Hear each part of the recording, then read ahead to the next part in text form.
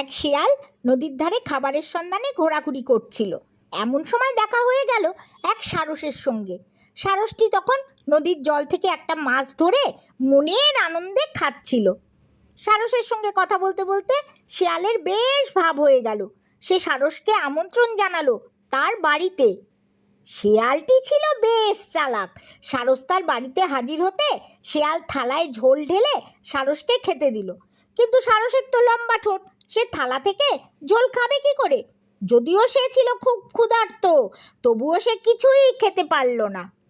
শিয়াল নিজের থালার ঝোল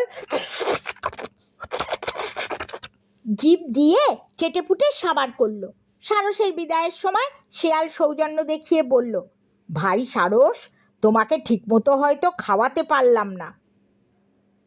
সারস তার রাগ প্রকাশ না করে হাসি মুখে বলল, আরে না না, বেশ তো খেলাম।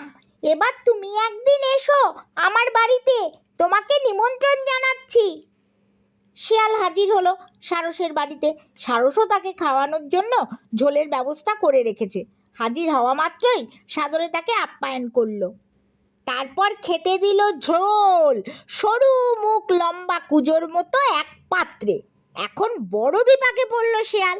কুজোর ভিতরে ঝোল খাবে কি করে?